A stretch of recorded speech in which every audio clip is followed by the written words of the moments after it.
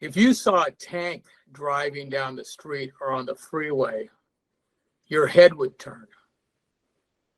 Well, what we've got in California and all over the United States now are tanks that are driving on the freeways and on the streets. And what they are F-150 trucks or SUVs and Escalades that weigh 9,000 pounds or more. And those trucks are the product of a truck industry that sells power to consumers. But what they do is they also cause massive injuries and death on the roads here. Hello, I'm Eli Castronova. I'm an attorney in Southern California who represents people who are injured by trucks. Some years ago, trucks were mainly used by workmen and by farmers and people of that ilk. But now it seems that everybody wants a truck. It's a status symbol. Some of these trucks cost over $100,000. And it seems that they want bigger and bigger trucks. So these trucks at one time with the big wheels and the roll bars and everything of that nature, they were very rare on the road. Now you see them almost every moment of every day. And what they do is they cause a dangerous condition to be present on the roadway. What do I mean by that? These large trucks sit so high off the ground that, number one, the driver does not have a good view of the road ahead of them. This is especially dangerous to smaller cars, such as these Mini Coopers or these Fiats, that the driver cannot see if they're too close to the front end of his truck. Also, and especially to pedestrians who are crossing the road, because the driver cannot see over the hood until he's 100 feet away, and then when he's closer up, he just can't see the pedestrian any longer, especially small children. Also, because the trucks are so large, their braking distance is greater than a regular vehicle. It takes them a lot longer to stop, and when they hit something, it causes a lot more injury than a normal truck or car would. Other trucks or cars, they sit about where a person's torso or legs would be as far as the bumper and the front end. And this could cause great injury, but most times in the past, as long as the car or truck was going a reasonable speed and they were attempting to stop, it would not cause deadly force or catastrophic injuries.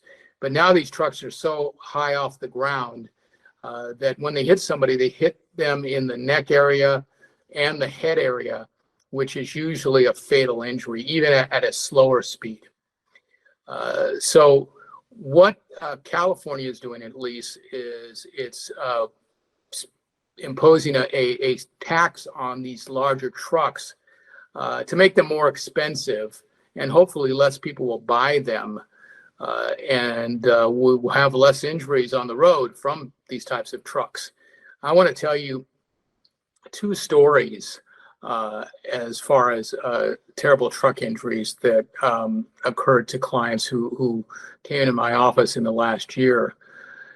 In one of those cases, the client was crossing the road in Pacoima, California, and it was about 6 o'clock, coming on dusk. She'd nearly crossed the road when a truck driver in one of these larger trucks hit her and threw her about 50 feet.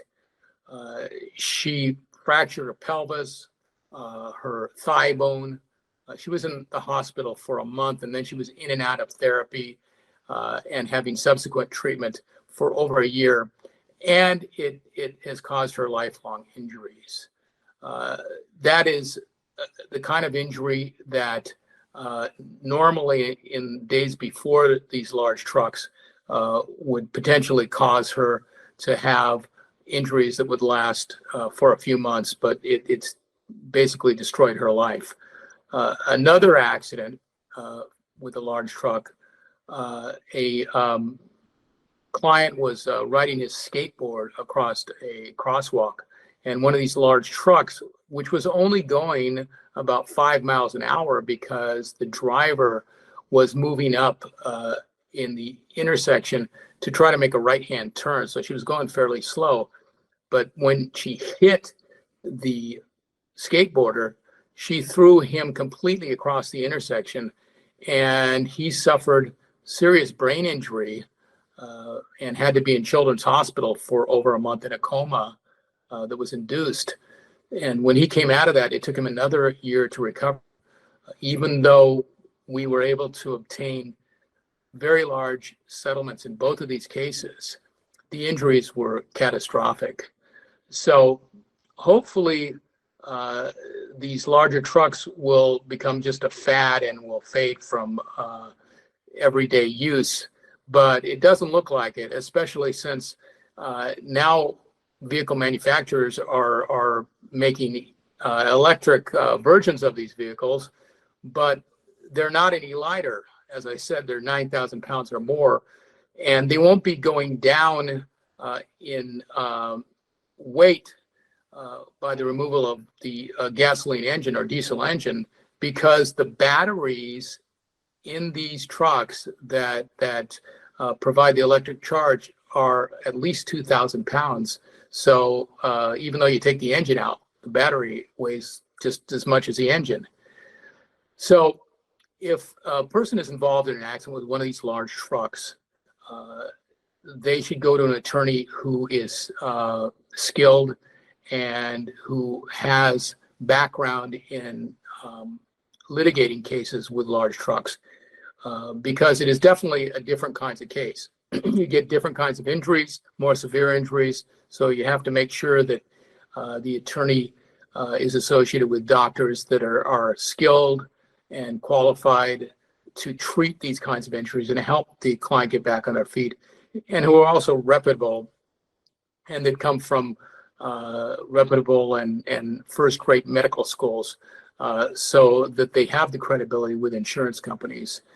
And also, you have to go to an attorney who's willing to spend the money to get experts who can testify as to the forces that these trucks cause to the people that are hit. And also, when there are situations in which there are data recorders in the truck, you can download that information and determine how fast a truck was going before the impact, whether it was braking, and even the force of the impact in many of these computers.